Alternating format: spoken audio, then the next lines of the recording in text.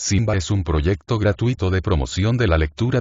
Ayúdanos a que nuestros libros lleguen a más gente compartiendo lecturas en las redes sociales.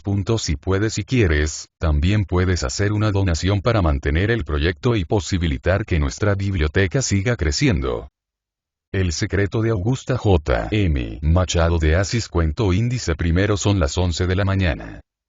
Doña Augusta Vasconcelos está reclinada sobre un sofá, con un libro en la mano.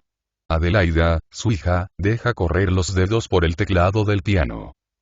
¿Papá ya se despertó?, pregunta Adelaida a su madre.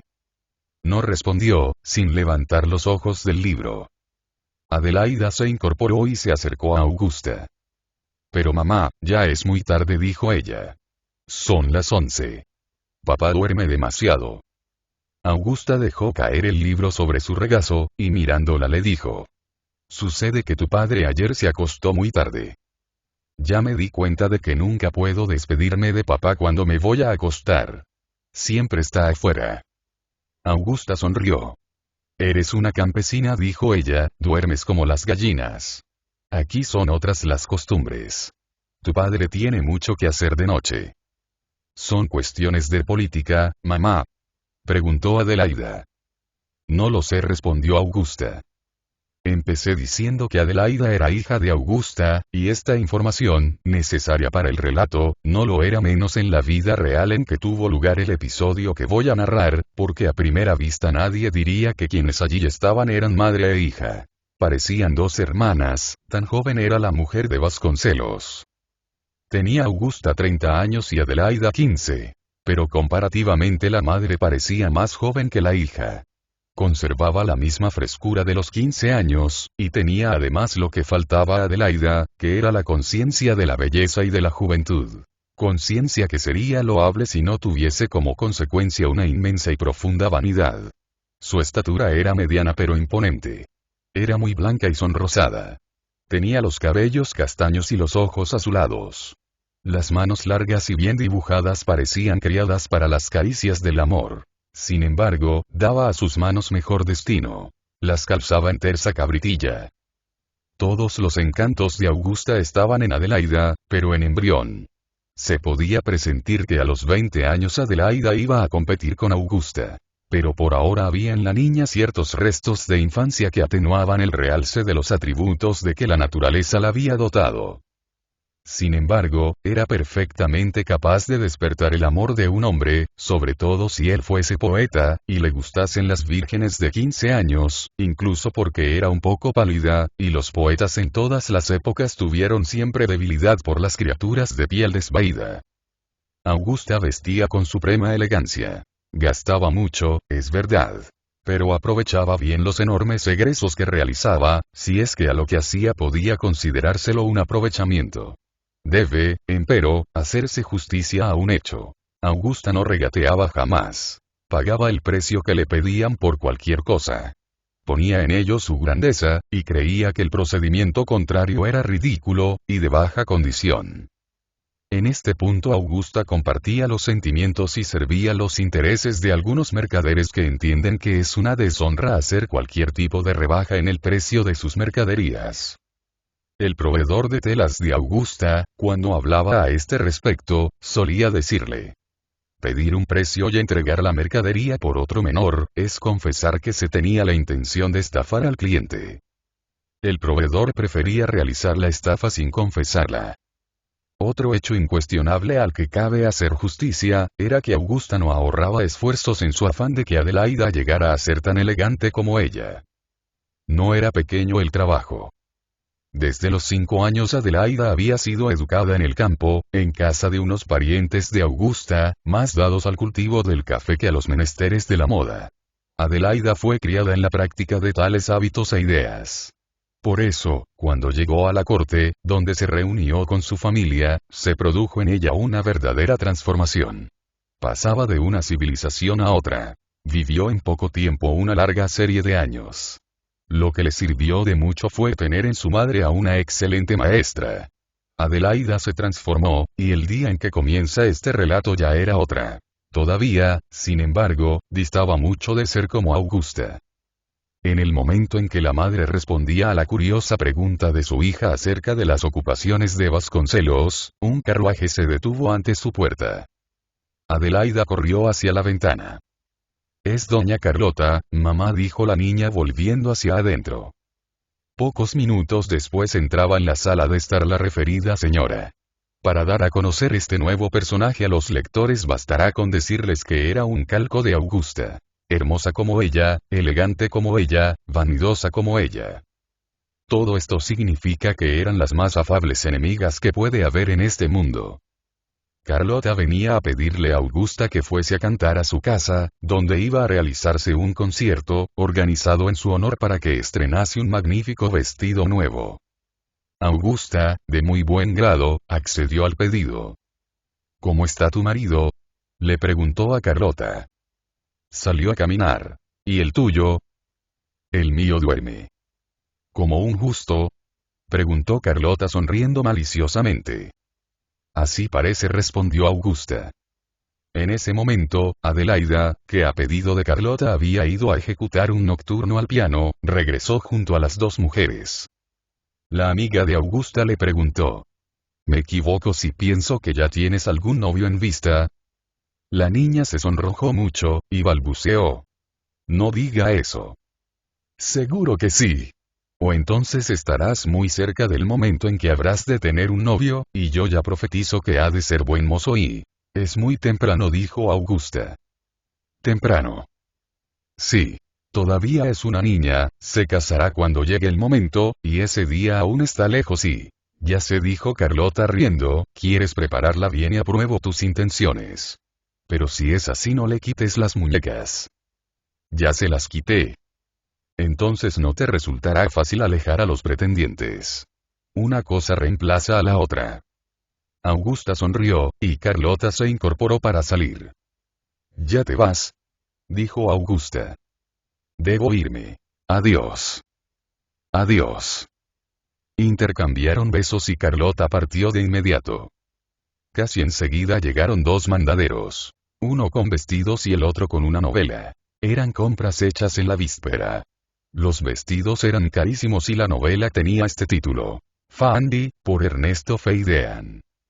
Y hacia la 1 de la tarde de ese mismo día se levantó Vasconcelos de la cama.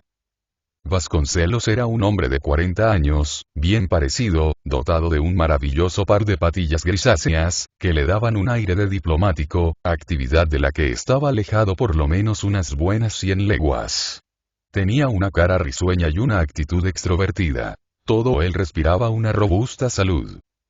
Era dueño de una considerable fortuna y no trabajaba, o sea, trabajaba mucho en la destrucción de dicha fortuna, obra en la que su mujer colaboraba concienzudamente. La observación de Adelaida era verídica. Vasconcelos se acostaba tarde. Siempre se despertaba después del mediodía. Y salía al anochecer para volver a la madrugada siguiente.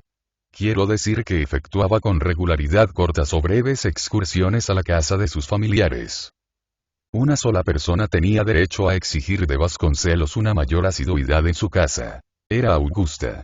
Pero ella nada le decía. No por eso se llevaban mal, porque el marido, a cambio de la tolerancia de su esposa, no le negaba nada, y todos los caprichos que ella pudiera tener eran satisfechos con prontitud. Si ocurría que Vasconcelos no podía acompañarla a todos los bailes y paseos, se encargaba de ello un hermano de Vasconcelos, comendador de 2 órdenes, político de la oposición, excelente jugador de tresillo, y hombre amable en sus horas libres, que eran pocas. El hermano Lorenzo era lo que se puede llamar un hermano terrible. Obedecía a todos los deseos de su cuñada, pero no le ahorraba, de vez en cuando, un sermón al hermano. Buena semilla que no germinaba. Despertó, pues, Vasconcelos, y despertó de buen humor. La hija se alegró mucho al verlo, y él mostró una gran afabilidad hacia la mujer, que le retribuyó del mismo modo. «¿Por qué te despiertas tan tarde?», preguntó Adelaida acariciando las patillas de Vasconcelos. «Porque me acuesto tarde». «¿Y por qué te acuestas tarde?». «Eso ya es mucho preguntar», dijo Vasconcelos sonriendo. Y prosiguió: «Me acuesto tarde porque así lo exigen las necesidades políticas. Tú no sabes qué es la política. Es una cosa muy fea, pero muy necesaria. Yo sí sé qué es la política, dijo Adelaida. No digas. Explícame pues qué crees que es. Allá en el campo, cuando le rompieron la cabeza al juez de paz, dijeron que había sido por cuestiones políticas. A mí me pareció muy raro porque lo político hubiera sido que no le rompieran la cabeza y... Vasconcelos se rió mucho con la observación de la hija, y se dirigía al comedor para almorzar, cuando entró su hermano, que no pudo dejar de exclamar. A buena hora almuerzas tú. Ya empiezas con tus reprimendas. Yo almuerzo cuando tengo hambre y no trates, ahora, de esclavizarme a las horas y a las formalidades. Llámalo almuerzo o lunch, lo cierto es que estoy comiendo. Lorenzo le contestó con una mueca. Terminado el almuerzo se anunció la llegada del señor Batista. Vasconcelos fue a recibirlo en la privacidad de su estudio. Batista era un muchacho de 25 años. Era el tipo acabado del farrista. Excelente compañero en una cena integrada por personas de dudosa calaña. Nulo comensal en una mesa de honesta sociedad. Tenía chispa y cierta inteligencia, pero era preciso que se sintiese en el clima adecuado para que se manifestaran tales cualidades. Por lo demás, era apuesto. Tenía un lindo bigote. Calzaba botines de campas, y se vestía con un excelente buen gusto. Fumaba tanto como un soldado y también como un lord. Apuesto a que recién te despiertas, dijo Batista mientras entraba al escritorio de Vasconcelos. Hace 3/4 de hora. Recién terminó de almorzar. Toma un cigarro. Batista aceptó el cigarro y se estiró en una silla americana, mientras Vasconcelos prendía un fósforo. ¿Viste a Gómez?, preguntó Vasconcelos. Ayer lo vi. Gran novedad. Rompió con la sociedad. ¿Es cierto? Cuando le pregunté por qué motivo no se le veía desde hacía un mes, me respondió que estaba pasando por una transformación, y que del Gómez que había sido no quedaba más que el recuerdo. Parece mentira, pero el muchacho hablaba con convicción. Lo dudo. Pienso, más bien, que se trata de alguna broma que nos está preparando. ¿Qué novedades hay? Nada. Mejor dicho, eres tú quien debiera saber algo y... yo no sé nada. Vamos. ¿No estuviste ayer en el jardín? Así es. Hubo una cena y... una reunión familiar, efectivamente. Yo fui al alcázar. ¿A qué hora terminó la reunión? A las 4 de la mañana y... Vasconcelos se extendió en una reposera, y la conversación prosiguió en ese tono, hasta que un sirviente vino a avisarle a Vasconcelos que en el salón lo aguardaba el señor Gómez. He aquí a nuestro hombre, dijo Batista. Dile que suba, ordenó Vasconcelos. El sirviente bajó para transmitir el mensaje. Pero Gómez apareció 15 minutos más tarde. Se había demorado abajo conversando con Augusta y Adelaida. Quien está vivo siempre aparece, dijo Vasconcelos al avistar al muchacho. Ustedes no me buscan, y dijo él. Perdón, pero yo estuve en tu domicilio 2 veces, y me dijeron que habías salido. Fue pura casualidad. Yo casi nunca salgo. Así que te has convertido en un perfecto ermitaño. Estoy hecho una crisálida. Voy a reaparecer transformado en mariposa, dijo Gómez sentándose.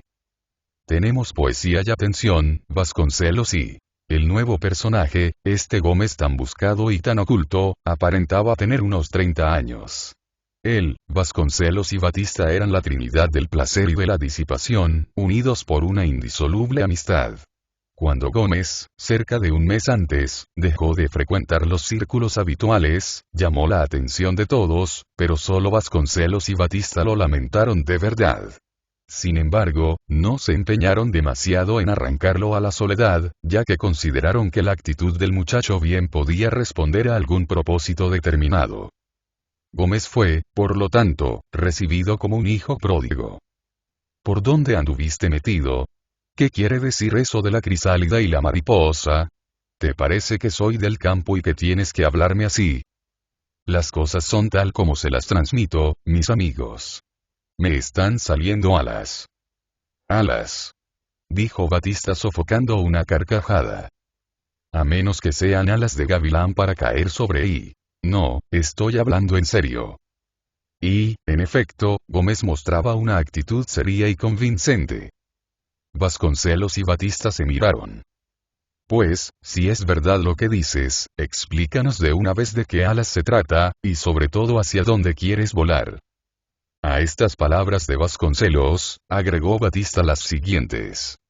Sí, debes darnos una explicación, y si nosotros, que formamos tu consejo de familia, consideramos que la explicación es satisfactoria, la aprobaremos. De lo contrario quedarás sin alas y volverás a ser lo que siempre has sido y... Totalmente de acuerdo, refrendó Vasconcelos. Pues bien, es muy sencillo. Me están saliendo alas de ángel, y quiero volar al cielo del amor. Del amor. Exclamaron los dos amigos de Gómez. Así es, prosiguió Gómez. ¿Qué fui yo hasta hoy? Un verdadero disipado, un perfecto calavera, derrochando mi fortuna y mi corazón. ¿Pero es esto suficiente para llenar una vida? Creo que no, y hasta ahí estoy de acuerdo, y eso no basta. Es preciso que haya algo más. La diferencia está en la manera de ir. Exactamente, dijo Gómez, exactamente. Es natural que ustedes piensen de otra manera, pero yo creo que tengo razón en decir que sin el amor casto y puro la vida no es más que un desierto. Batista dio un salto. Vasconcelos clavó los ojos en Gómez. Apuesto a que te vas a casar, le dijo. No sé si me voy a casar. Sí sé que amo, y espero terminar casándome con la mujer que amo. ¿Casarte? Exclamó Batista. Y dejó escapar una carcajada estridente. Pero Gómez hablaba tan seriamente, insistía con tamaña gravedad en aquellos proyectos de regeneración, que los dos amigos terminaron por oírlo con igual seriedad. Gómez hablaba un lenguaje que era extraño, y enteramente nuevo en boca de un muchacho que había sido el más loco y ruidoso en los festines de Baco y de Citera. De modo, entonces, ¿qué nos dejas? Preguntó Vasconcelos. Yo. Sí, y no. Me encontrarán en los salones que hasta hoy frecuentamos. En los hoteles y las casas equívocas, nunca más. De profundis, canturreó Batista.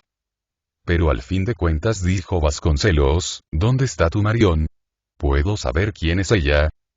No es Marión, es Virginia, y pura amistad al principio, después afecto profundo, hoy pasión verdadera. Luché mientras pude. Pero rendí las armas ante una fuerza mayor. Mi gran temor era no tener un alma capaz de ser ofrecida a esa gentil criatura. Pues bien, la tengo, y tan fogosa y tan virgen como cuando tenía 18 años. Solo la casta mirada de una virgen podría ser capaz de descubrir en mi lodo esa perla divina. Renazco mejor de lo que era y... No cabe duda, Vasconcelos, el muchacho está loco. Enviémoslo a Praia Vermella. Y como puede tener un nuevo brote aquí mismo, yo me voy y... Batista tomó su sombrero. ¿A dónde vas? Le dijo Gómez. Tengo que hacer. Pero pronto me tendrás por tu casa. Quiero ver si aún hay algo que pueda hacerse para arrancarte a ese abismo. Y salió. Y los dos se quedaron solos.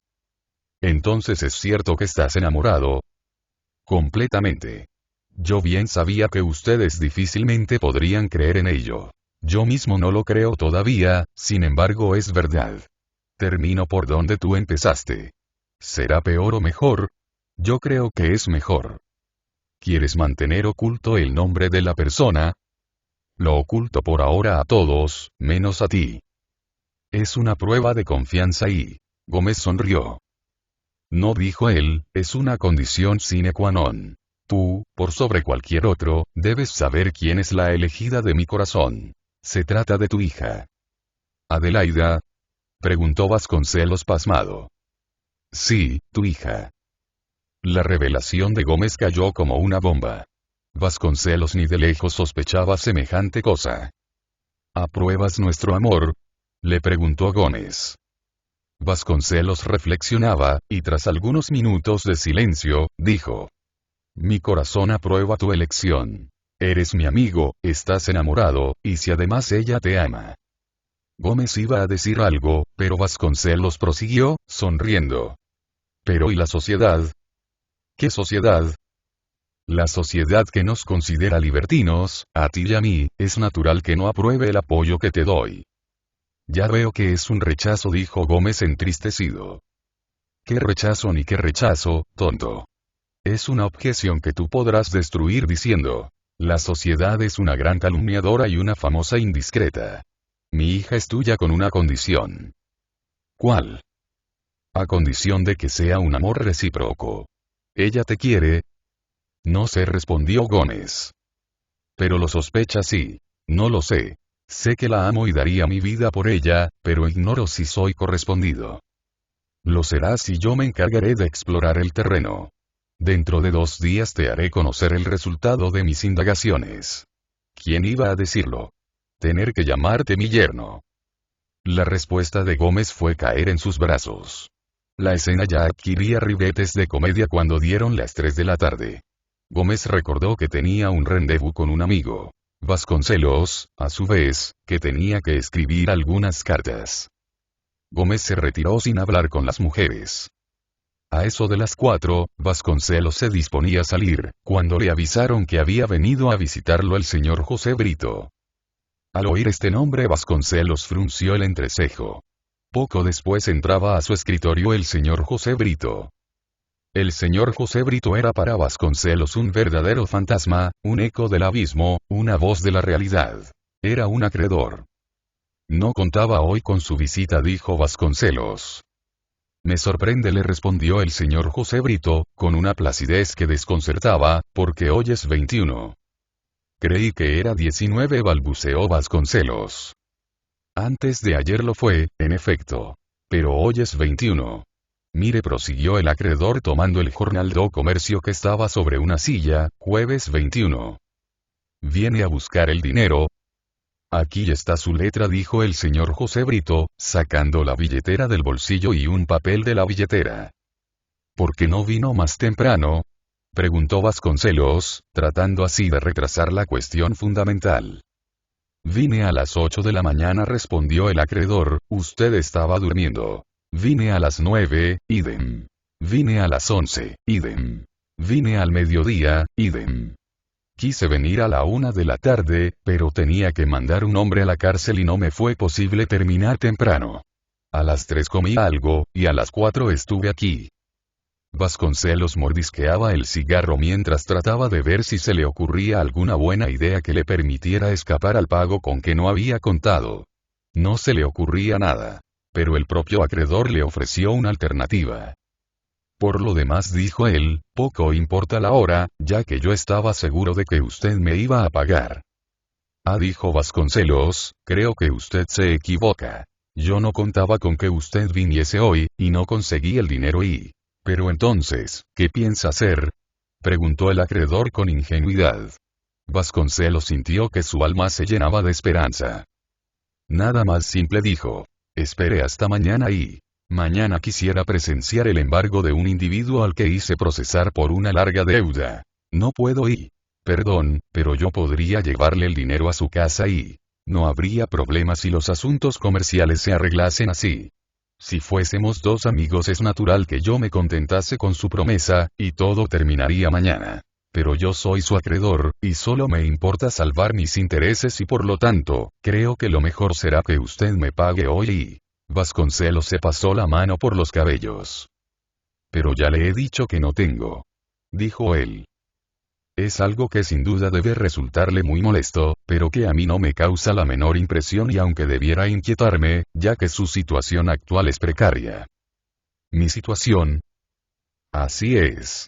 Sus casas de la Rúa da Imperatriz están hipotecadas. La de la Rúa do Pedro fue vendida, y la suma obtenida hace mucho se evaporó. Sus esclavos han ido desapareciendo, uno tras otro, sin que, al parecer, usted lo haya advertido, y los gastos que hace poco tuvo usted que enfrentar para equipar la casa de una cierta dama de sociedad de reputación algo dudosa, son inmensos. Yo sé todo. Sé más que usted y... Vasconcelos estaba visiblemente aterrorizado. Lo que el acreedor decía era cierto. Bueno, dijo Vasconcelos, ¿qué propone que hagamos? Una cosa simple. Duplicamos la deuda, y usted me entrega ahora un depósito a cuenta. Duplicar la deuda. Pero esto es es una tabla de salvación. Soy moderado. Vamos, dese cuenta y acepte mi propuesta. Entrégueme el depósito y destruimos la letra. Vasconcelos aún quiso hacer alguna objeción. Pero era imposible convencer al señor José Brito. Firmó el depósito por 18 contos. Cuando el acreedor se fue, Vasconcelos se puso a pensar seriamente en su vida. Hasta entonces había gastado tanto y tan ciegamente que no había advertido el abismo que él mismo fue cavando bajo sus pies. Vino, sin embargo, a prevenirlo la voz de uno de sus verdugos. Vasconcelos reflexionó, calculó, reconsideró el monto de sus gastos y obligaciones, y verificó que de la fortuna que creía poseer le quedaba en realidad menos de la cuarta parte. Para vivir como hasta allí había vivido, aquello era nada menos que la miseria. ¿Qué hacer en tal situación? Vasconcelos recogió su sombrero y salió. Iba cayendo la noche. Tras andar algún tiempo por las calles absorto en sus meditaciones, Vasconcelos entró en el Alcázar. Era una forma de distraerse. Allí encontraría sus relaciones habituales. Batista vino al encuentro de su amigo. ¿Qué cara es esa?, le dijo. No es nada, me pisaron un callo, respondió Vasconcelos, que no encontraba mejor respuesta.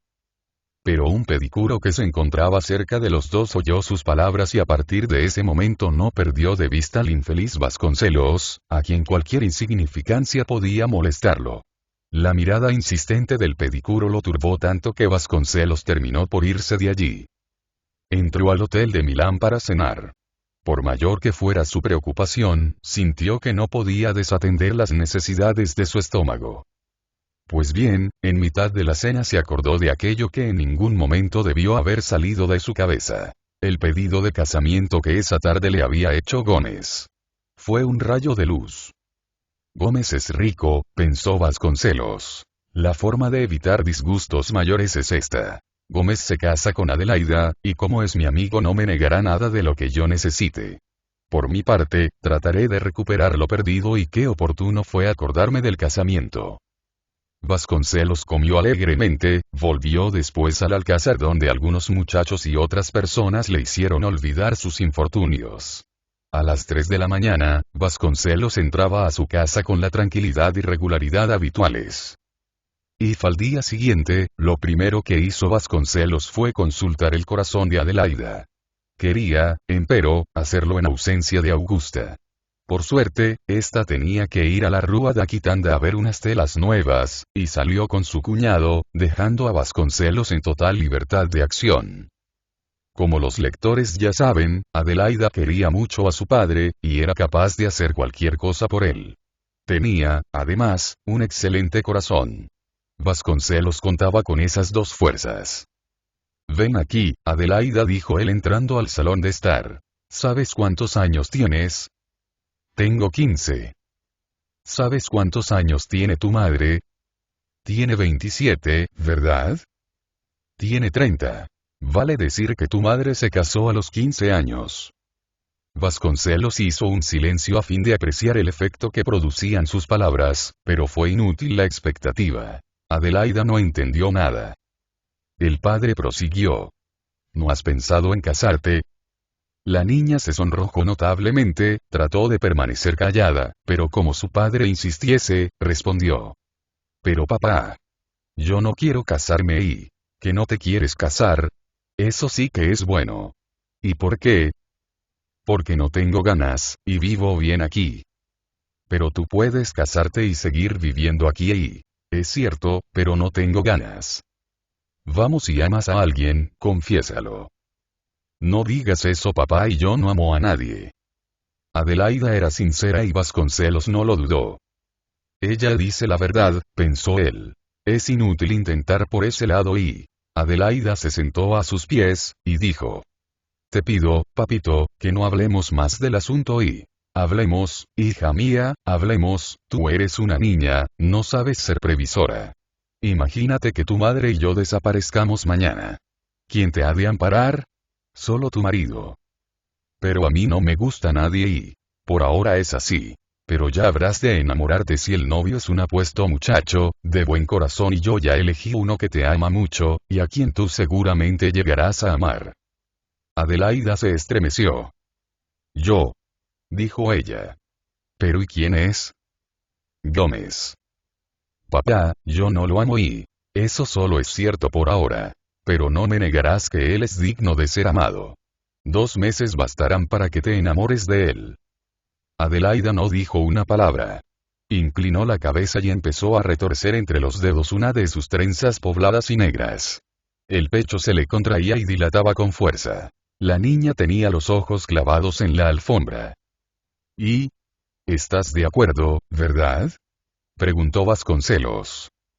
Pero papá, ¿y si llego a ser infeliz? Y... Eso es imposible, hija mía, serás muy feliz, y amarás mucho a tu marido.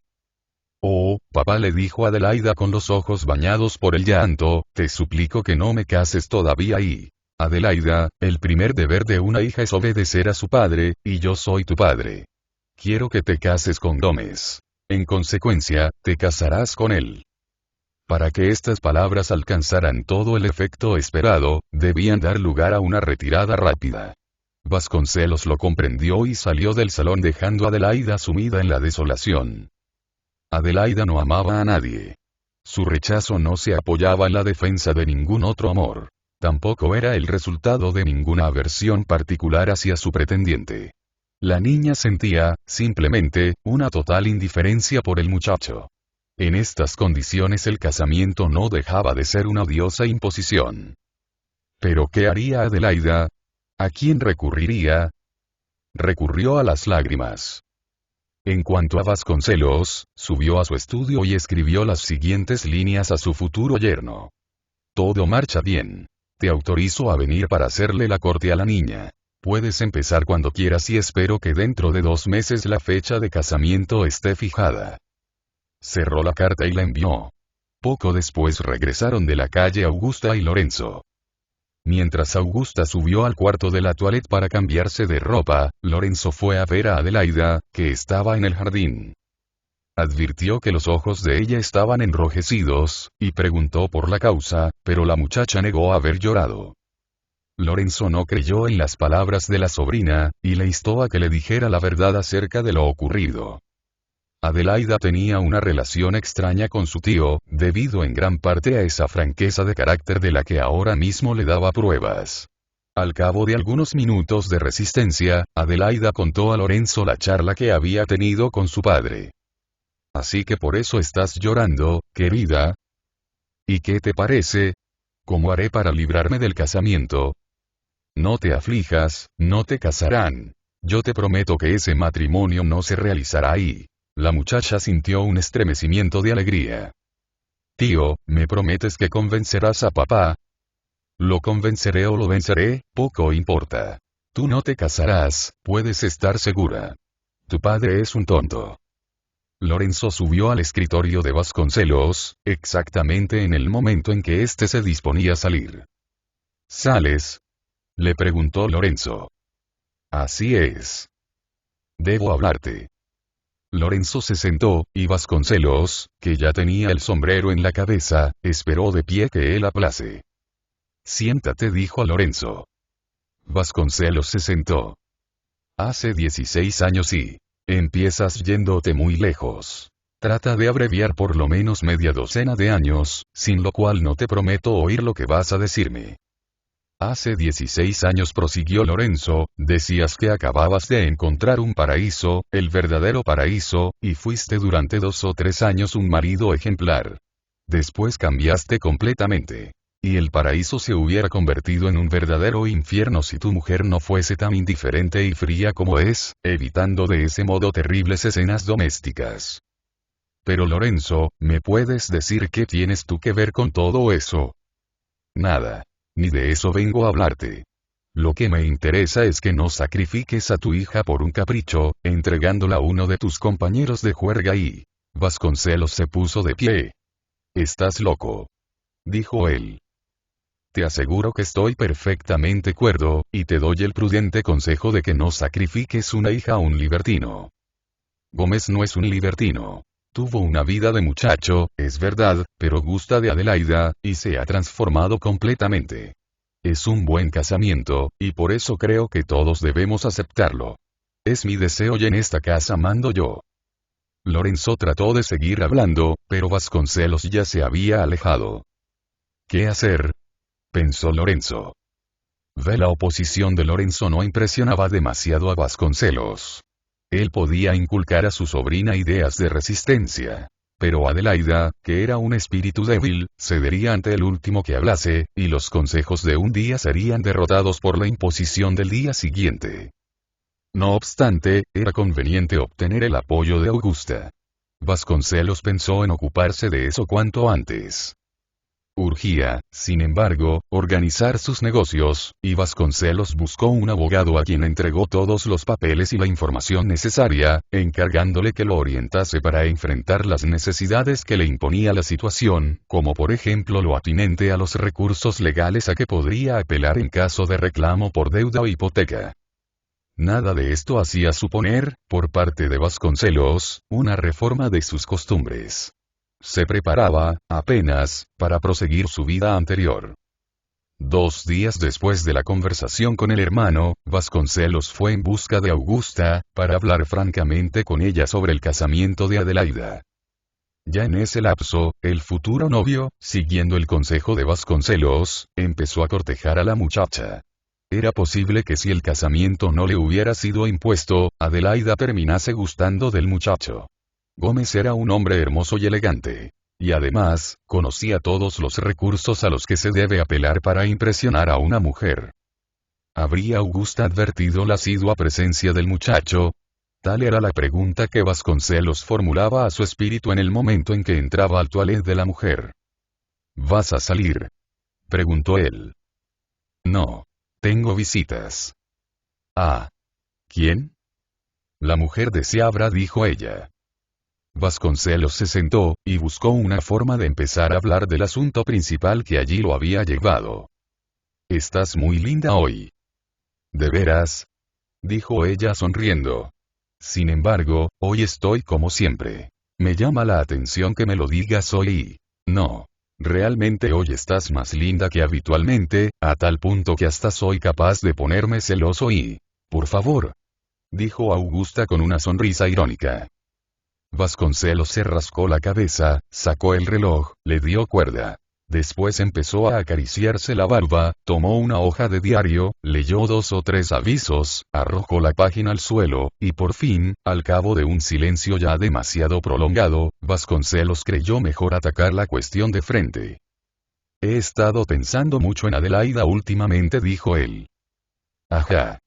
¿Por qué? Ya es grande grande, exclamó Augusta, es una niña y... ya es mayor de lo que tú eras cuando te casaste y... Augusta arrugó ligeramente la frente. Sí, ¿y entonces qué? Bueno, yo quisiera hacerla feliz y feliz a través del casamiento. Un muchacho digno de ella en todos los órdenes, me la pidió hace días, y yo le dije que sí. Sabiendo de quién se trata, aprobarás mi elección. Me refiero a Gómez. ¿Te parece bien? No, respondió Augusta. ¿Cómo no? Adelaida es una niña. No tiene ni la madurez ni la edad adecuada para casarse y lo hará en su debido momento. ¿En su debido momento? ¿Tú crees que el novio esperará a ese momento impreciso? Si no espera, paciencia, dijo Augusta. ¿Tienes alguna objeción que hacerle a Gómez? Ninguna. Es un muchacho distinguido. Pero no le conviene a Adelaida. Vasconcelos no estaba seguro si le convenía seguir insistiendo. Le parecía que nada habría de lograr. Pero el recuerdo de la fortuna le dio fuerzas para proseguir, y entonces él preguntó. ¿Por qué? ¿Estás seguro que es el hombre que le conviene a Adelaida?, inquirió Augusta, eludiendo la pregunta del marido. Digo que sí. Le convenga o no, nuestra niña no debe casarse todavía. ¿Y si ella lo amase? ¿Y qué importa? Igual debería esperar. Sin embargo, Augusta, no podemos prescindir de este casamiento y es una necesidad fatal. ¿Fatal? No comprendo y... me explicaré. Gómez tiene una buena fortuna. También nosotros tenemos una y... Ahí te equivocas, interrumpió Vasconcelos. ¿Qué quieres decir? Vasconcelos prosiguió. Más tarde o más temprano tenías que llegar a saberlo, y yo me alegro de que haya surgido la oportunidad de decirte toda la verdad. La verdad es que si no estamos pobres, estamos arruinados. Augusta oyó estas palabras con los ojos desorbitados por el espanto. Cuando él terminó, dijo: «No es posible». «Desgraciadamente es verdad». Hubo un momento de silencio. «Todo está arreglado», pensó Vasconcelos. Augusta rompió el silencio. «Pero», dijo ella, «si nuestra fortuna está menguada, creo que debieras estar haciendo algo más útil que conversar. Debieras estar reconstruyéndola». Vasconcelos hizo con la cabeza un movimiento de asombro, y como si ese ademán fuese una pregunta, Augusta se apresuró a responder. «No te sorprendas. Creo, sinceramente, que tu deber es reconstruir nuestra fortuna». «No es eso lo que sorprende. Me sorprende que me lo recuerdes de esa manera. Se diría que la culpa es mía y...». «Bien», dijo Augusta, «ahora vas a decir que la culpable soy yo y... la culpa, si es que de culpa se trata, la tenemos ambos». «¿Por qué? ¿Qué he hecho yo?» «Tus gastos enloquecidos contribuyeron en gran parte a llegar a donde llegamos. Yo nada te negué ni nada te niego, y esa es mi culpa. Si esa es la afrenta que me echas en cara, la acepto». Augusta se encogió de hombros con un gesto de despecho. Y le dirigió a Vasconcelos una mirada de tamaño desdén que bastaría para iniciar un juicio de divorcio. Vasconcelos percibió tanto el gesto como la mirada. «El amor al lujo y lo superfluo», dijo él, «siempre producirá estas consecuencias. Son terribles, pero explicables. Para conjurarlas es necesario vivir con moderación. Nunca pensaste en eso. Al cabo de 6 meses de casados, empezaste a vivir en el torbellino de la moda, y el pequeño arroyo de los gastos se convirtió en un río inmenso de desperdicios. ¿Sabes lo que me dijo una vez mi hermano? Me dijo que la idea de mandar a Adelaida al campo te fue sugerida por la necesidad de vivir sin ningún tipo de ataduras». Augusta se había incorporado y dio algunos pasos. Estaba temblorosa y pálida. Vasconcelos proseguía con sus recriminaciones, cuando la mujer lo interrumpió diciendo: «¿Pero por qué motivo no evitaste esos gastos que yo hacía?» «No quería perturbar la paz doméstica». «No», clamó ella. «Lo que tú querías, por tu parte, era tener una vida libre e independiente. Al ver que yo me entregaba a tanto derroche, imaginaste que podías comprar con tu tolerancia mi tolerancia. Ese es el verdadero motivo. Tu vida no será igual a la mía, pero es peor, y si yo gastaba mucho en casa, tú te dedicabas a derrochar en la calle y es inútil que lo niegues, porque yo lo sé todo. Conozco, de nombre, a todas las rivales que sucesivamente me diste, y nunca te dije una única palabra, ni ahora te censuro, porque sería inútil y tarde». La situación había cambiado. Vasconcelos había empezado constituyéndose en juez y pasaba a la condición de reo también él. Negar era imposible. Discutir era arriesgado e inútil. Optó por los sofismas. Si así fuera, y yo no discuto ese punto, en todo caso la culpa de ello sería mutua, y no encuentro razón para que me la arrojes en la cara. Debo reconstituir nuestra fortuna, de acuerdo. Hay un medio, y es este. El casamiento de Adelaida con Gómez. «No», dijo Augusta. «Bien. Seremos pobres, llegaremos a estar peor de lo que estamos ahora. Venderemos todo y...». «Perdón», dijo Augusta, «yo no sé por qué razón no has de ser tú, que eres fuerte y tienes la responsabilidad mayor en el desastre, quien consagre su empeño en reconstituir la fortuna destruida. Es un largo trabajo. Y de aquí hasta entonces la vida prosigue y se consume. El medio más adecuado, ya te lo dije, es este. Casar a Adelaida con Gómez». «No quiero», dijo Augusta, «no consiento en semejante casamiento». Vasconcelos iba a responder, pero Augusta, tras proferir estas palabras, salió precipitadamente de la habitación. Vasconcelos hizo lo mismo unos minutos después. Lorenzo no se enteró de la discusión habida entre su hermano y la cuñada, y después del empecinamiento de Vasconcelos decidió no decir nada más.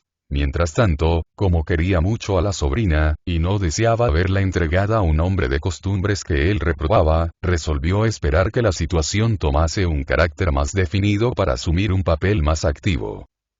Pero, a fin de no perder tiempo, y poder contar con algún argumento de peso, Lorenzo se dispuso a iniciar una investigación minuciosa mediante la cual pudiese recoger informaciones precisas sobre Gómez. Este consideraba que el casamiento era algo decidido, y no perdía un solo minuto en su afán de conquista de Adelaida. Notó, sin embargo, que Augusta se iba volviendo más fría e indiferente, sin que él fuese capaz de explicarse el motivo de semejante actitud. Así fue como se adueñó de su espíritu la sospecha de que pudiera surgir de ella alguna oposición. En lo que atañe a Vasconcelos, desalentado por la escena del toilette, esperó mejores días, y contó sobre todo con el imperio de la necesidad. Un día, sin embargo, exactamente 48 horas después de la gran discusión con Augusta, Vasconcelos se formuló esta pregunta. Augusta rechaza la propuesta de ofrecer la mano de nuestra hija a Gómez, ¿por qué?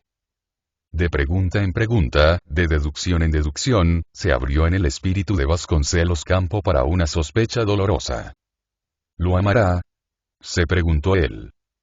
Después, como si el abismo atrajese al abismo, y una sospecha se hilvanase a otra, Vasconcelos se preguntó. ¿Habrán sido amantes durante algún tiempo? Por primera vez, Vasconcelos sintió que la serpiente de los celos mordía su corazón. De los celos, digo yo, por usar un eufemismo. No sé si aquello eran celos. Tal vez fuera amor propio herido. ¿Serían fundadas las sospechas de Vasconcelos? Debo decir la verdad. No lo eran. Augusta era vanidosa, pero era fiel a su infiel marido. Y eso por dos motivos. Uno por conciencia, otro por temperamento. Aun cuando ella no estuviese convencida de sus deberes de esposa, lo cierto es que nunca había traicionado el juramento conyugal. No estaba hecha para las pasiones, a no ser las pasiones ridículas que impone la vanidad. Ella amaba, por sobre todo, su propia belleza.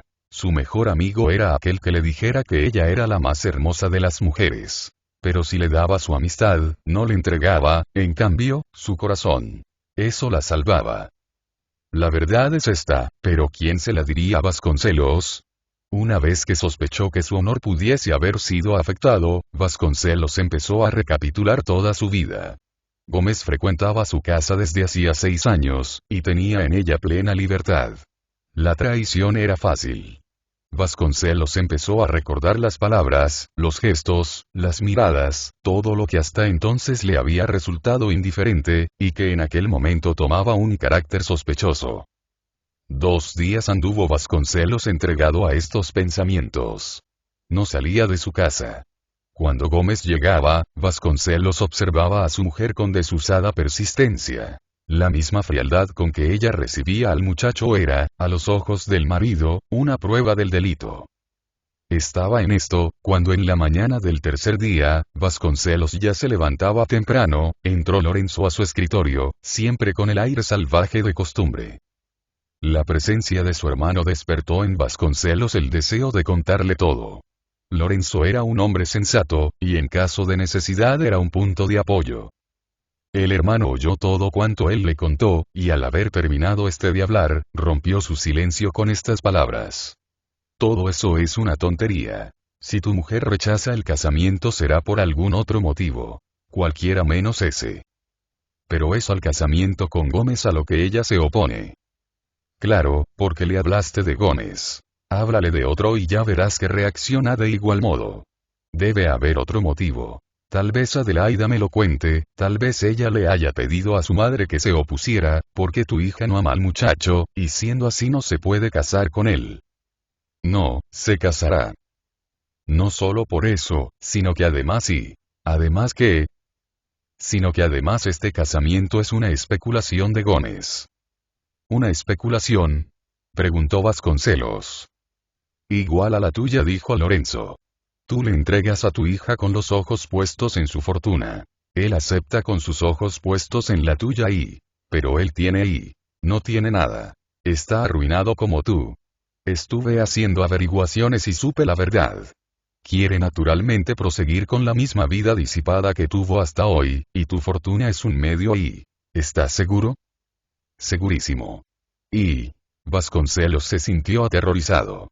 En medio de tantas sospechas, le quedaba todavía la esperanza de ver su honor a salvo, y realizado el negocio que le daría una excelente situación. Pero la revelación de Lorenzo lo mató.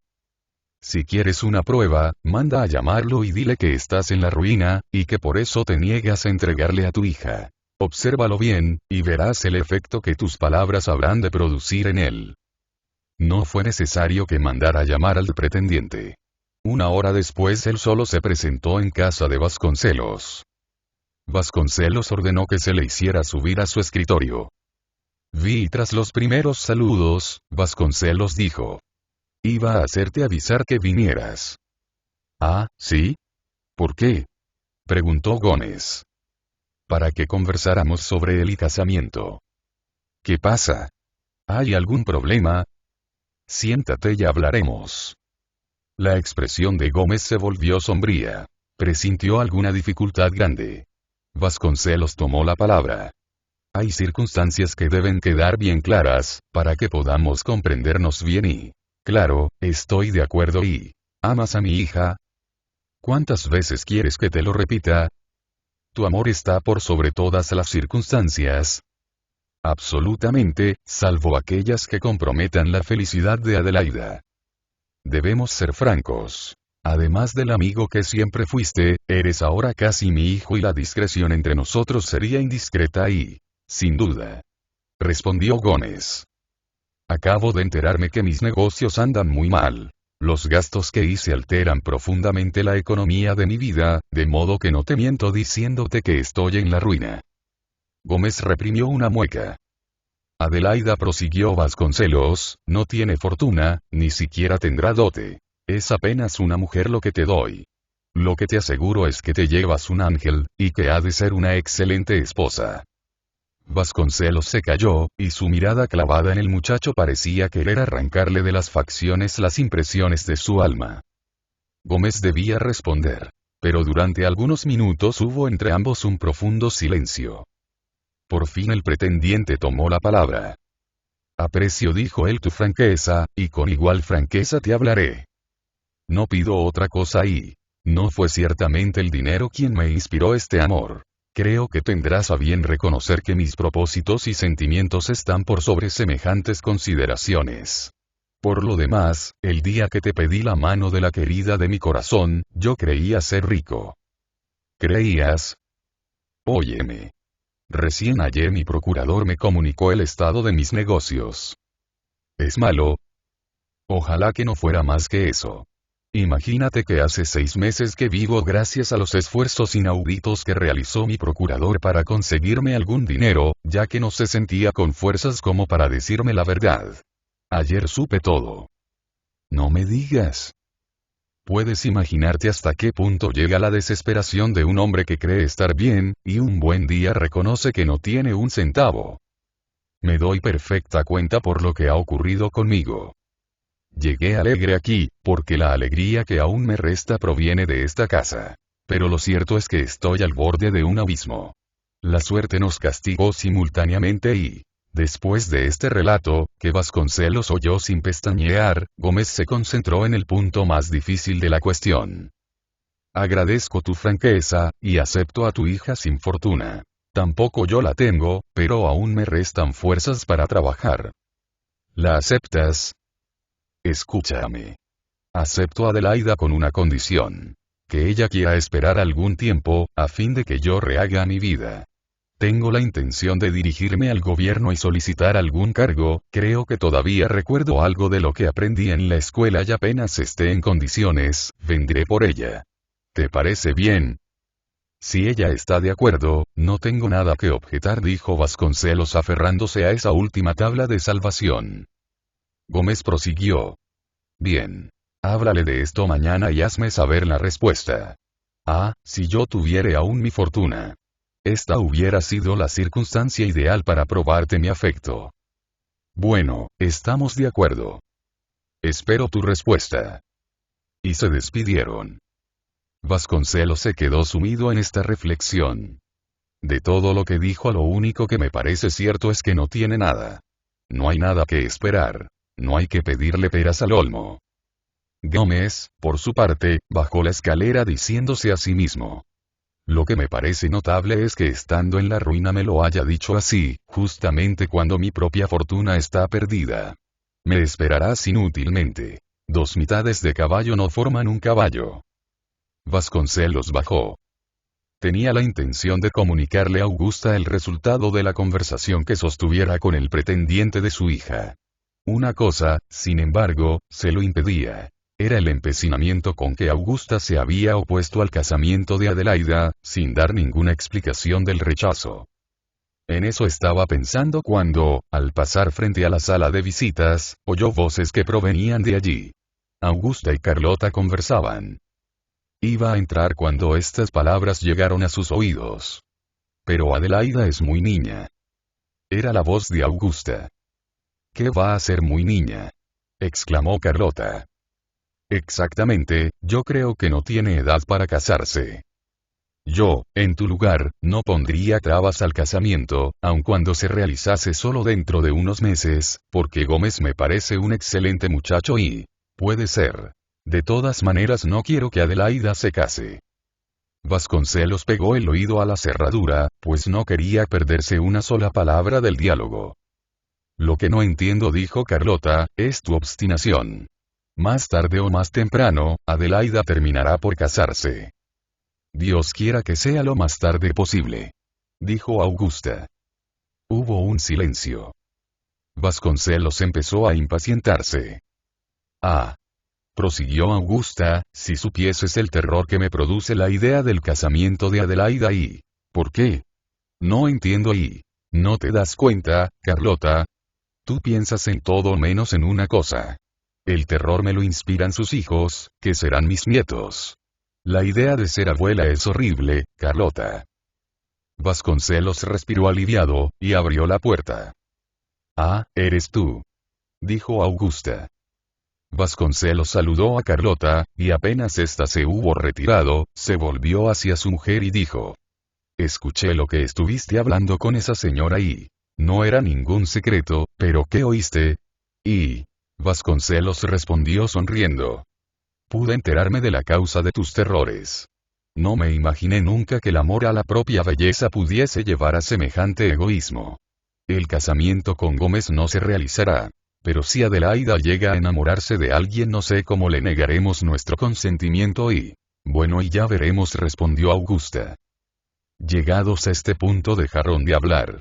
No era mucho más lo que tenían para decirse aquellos dos consortes que vivían tan distanciados. Uno entregado a los placeres ruidosos de la juventud, la otra absorta en un exclusivo interés por sí misma. Al día siguiente Gómez recibió una carta de Vasconcelos redactada en estos términos. Querido Gómez. Ha ocurrido algo inesperado. Adelaida no se quiere casar. Inútilmente empleé mi lógica. No pude convencerla. Tuyo, Vasconcelos. Gómez dobló la carta y prendió con ella un cigarro. Luego se puso a fumar haciendo esta profunda reflexión. ¿Dónde encontraré yo una heredera que me quiera por marido?